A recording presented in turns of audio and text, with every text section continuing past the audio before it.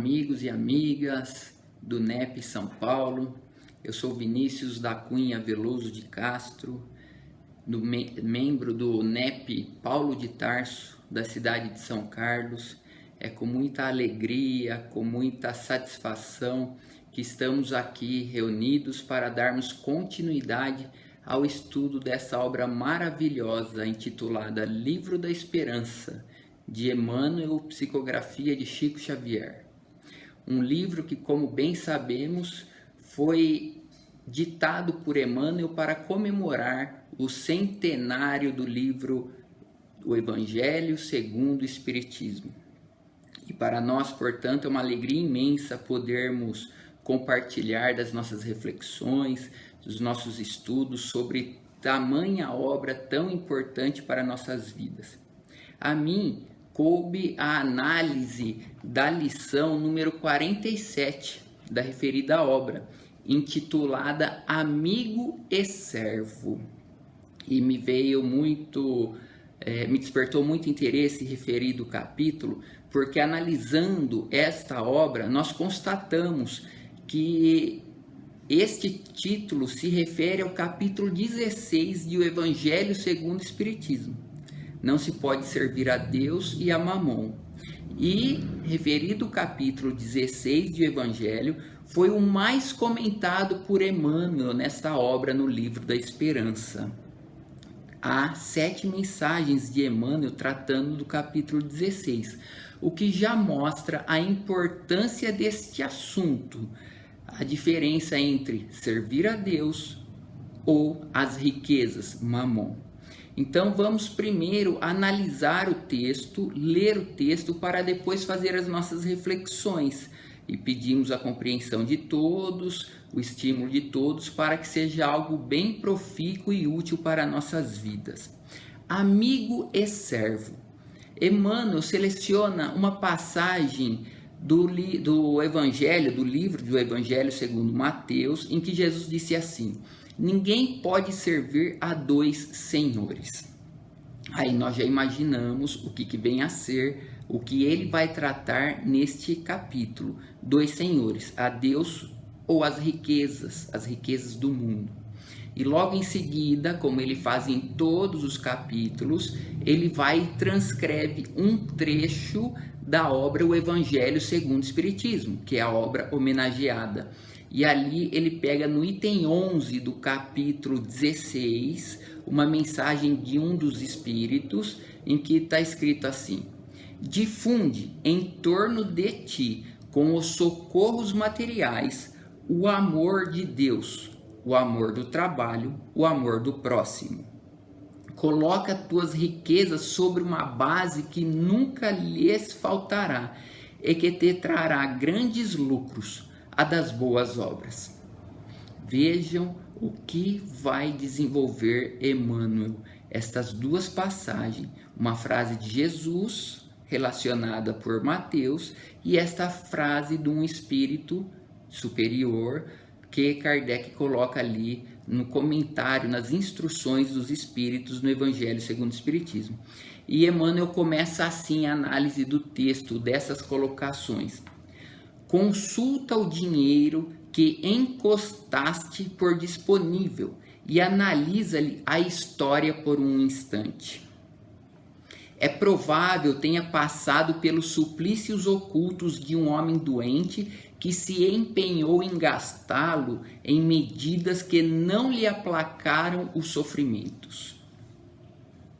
Terá rolado em telheiros, onde mães desvalidas lhe disputaram a posse nos encargos de servidão.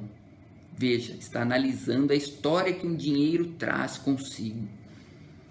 Na rua foi visto por crianças menos felizes, que o desejaram em vão, pensando no estômago dolorido e conquistado, talvez, por magro lavrador nas fadigas do campo, visitou-lhe apressadamente a casa, sem resolver-lhes os problemas. E continua Emmanuel.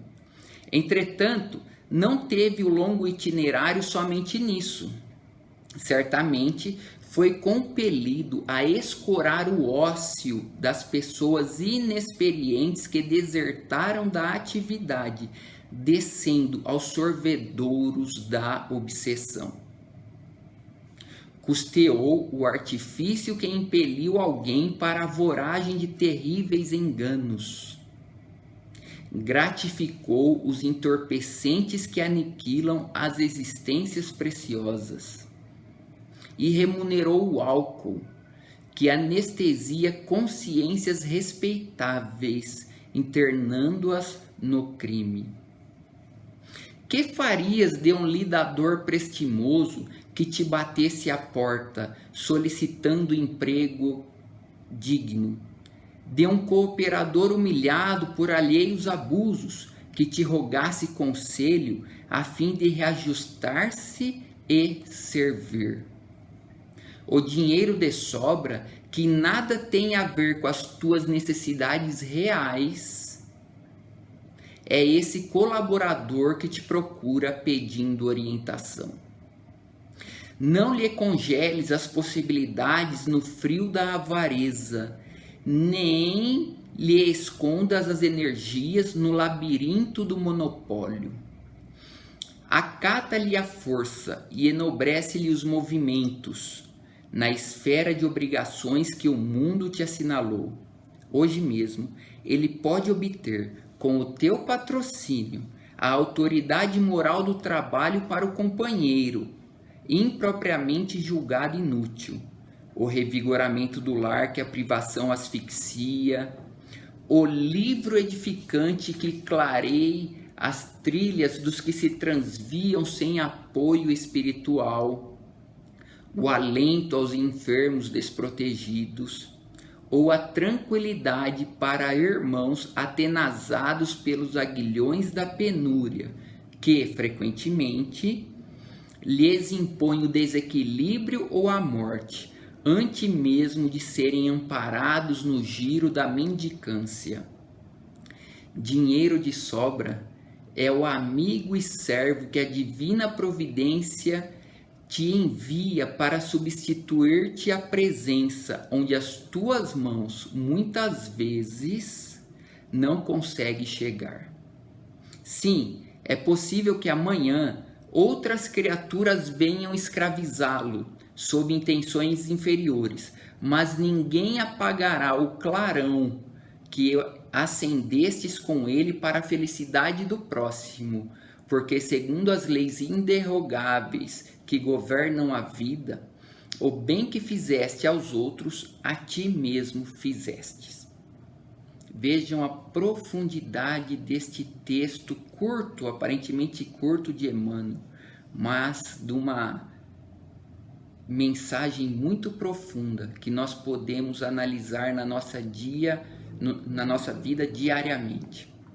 Já paramos para pensar por todas as mãos pelas quais passaram o dinheiro que vem parar em nossas mãos? Já paramos para analisar toda aquela história, todos os cantos pelos quais ele passou, até que venha ocupar o teu bolso? O dinheiro, ele foi feito para circular. Ele foi feito para transferir potencial aquisitivo às pessoas. Como disse Emmanuel no começo, chamando a atenção que muitas pessoas, e que nos toca muito, aquelas criancinhas que muitas vezes admiram o dinheiro na mão alheia, buscando uma forma de conquistá-lo para saciar-lhe a fome. O dinheiro, que nós sabemos, nada mais é do que um recurso para a aquisição das riquezas as mais diversas que nós necessitamos na vida, nos possibilita várias reflexões. E eu peço a permissão para lembrar uma mensagem que Emmanuel vai dizer assim: que nós não podemos maldizer o dinheiro, pois ele por si só é neutro. Ele simplesmente possibilita que a gente o utilize para a aquisição de determinados produtos, determinadas mercancias e determinadas situações, mas que ele não é bom nem mal. A bondade ou a maldade decorrerá da utilização que empreendermos a ele, o dinheiro. Vejam que interessante. O dinheiro, ele não é o fim em si, ele é apenas o meio. E como disse Emmanuel, ele pode ser um meio para a aquisição do remédio que curará o doente, mas também pode ser o meio para a utilização do viciado para a aquisição de drogas, de álcool e tantas outras coisas mais. E assim ele vai tendo a sua história. Mas para nós, o que nos interessa? Emmanuel nos diz, veja, o dinheiro ele pode ser visto como um amigo e também como um servo. Ele utiliza-se de 2 adjetivos para qualificar o dinheiro, que nós podemos transformá-lo em um relacionamento de amizade que nos possibilita o crescimento, a extensão, como o próprio Emmanuel disse, para que a gente tenha oportunidades de praticar a beneficência, ou então ele pode nos escravizar quando nós o entendemos como um fim. Como temos entendido o dinheiro? Temos entendido ele como um recurso que nos possibilita tantas coisas boas? Ou será que nós temos ido em busca dele por ele apenas para a utilização pessoal e enaltecer o nosso egoísmo, a nossa vaidade, como vai dizer Kardec no capítulo 16? Que muitas pessoas, diz Kardec, correm atrás do dinheiro para dizerem que são ricas, para dizerem que são abastadas, quando o dinheiro é algo perecível, fica no mundo material. O livro da esperança tem exatamente essa finalidade, nos chamar a atenção de que somos espíritos imortais, assim como o Evangelho segundo o Espiritismo, e que estamos mergulhados no corpo para a aquisição de virtudes, para o desenvolvimento dos potenciais que nos compete desenvolver. Como sementinhas, eles jazem dormentes dentro de nós. E é na prática da vida cotidiana que nós fazemos com que essas sementes germinem e cresçam para darem frutos um dia. Será que nós temos tido esta visão da vida? Será que nós compreendemos que o dinheiro traz responsabilidade? O dinheiro, ele é um talento depositado em nossas mãos para que a gente faça com que ele verta benefícios em prol dos outros. Por isso que Emmanuel nos destaca que ele pode ser considerado como um servo te requisitando emprego útil. Muitas pessoas, e às vezes nós mesmos nos equivocamos na leitura deste instrumento tão precioso criado pelo homem, mas com a permissão de Deus, para que a gente faça com que as riquezas circulem e ele representa assim esse poder aquisitivo. Vejam, o dinheiro, ele pode nos proporcionar várias oportunidades de levarmos benefícios, o amparo, o remédio, a vestimenta, a comida, o abrigo, para vários lugares que nós não chegaríamos.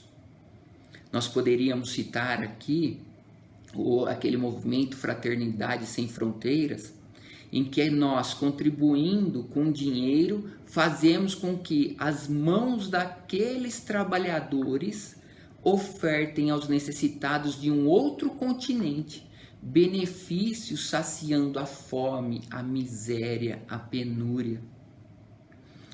Aí você poderia estar pensando, mas com dinheiro? Sim, com dinheiro. Simplesmente o dinheiro, onde suas mãos não chegam, como disse Emmanuel, né? Disse assim, dinheiro de sobra é o amigo e servo que a divina providência te envia para substituir-te a presença, onde as tuas mãos muitas vezes não conseguiu chegar.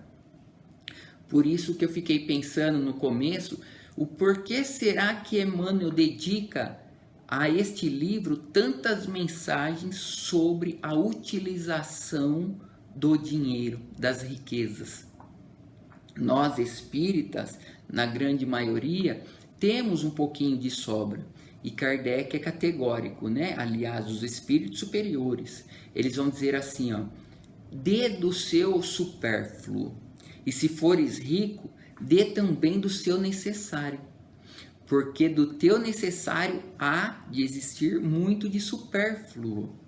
A nos dizer assim: lembre-se, meus filhos, meus irmãos, vocês são espíritos, então não tem que se apegar tanto às riquezas, às questões materiais, como Jesus disse no Sermão do Monte, né? Quando ele disse: por que se atormentar com os tesouros que a traça come, a ferrugem corrói e os ladrões arrombam para roubar? Antes procurai entesourar tesouros que ninguém pode te tirar. Considerando esses tesouros imperecíveis, o dinheiro é uma forma pela qual nós podemos utilizar para desenvolver a abnegação, o devotamento.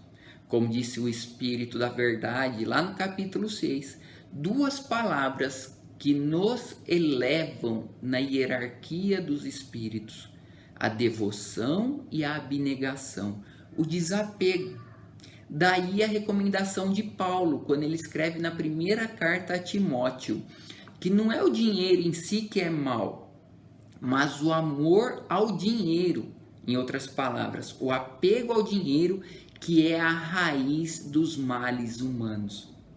Quando nós temos muito apego, muita devoção ao dinheiro e não ao próximo, aí nós nos comprometemos. Que é aquilo que os espíritos superiores dizem: a maior chaga da humanidade é o egoísmo. E se nós não trabalharmos em nós o egoísmo, o dinheiro acaba incitando em nós o desenvolvimento desse verme voraz que vai nos comendo por dentro.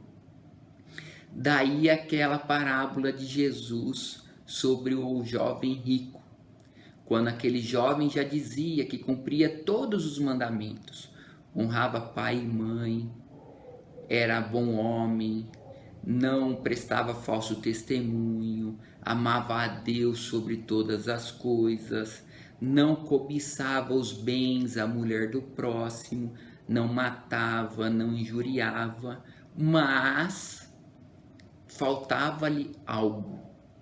E Jesus faz vir à tona a ele, não para apontar o dedo, mas para que ele saiba que ele ainda não merecia o reino de Deus, ou melhor, que ele ainda não estava conquistando o reino de Deus por lhe faltar algo, o desapego.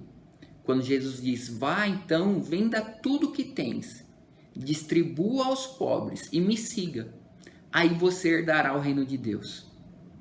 E como ele tinha muitos bens, e não sabia que os bens era apenas uma forma de ser útil ao próximo, produzir riqueza, ele vai, se compromete e se apega.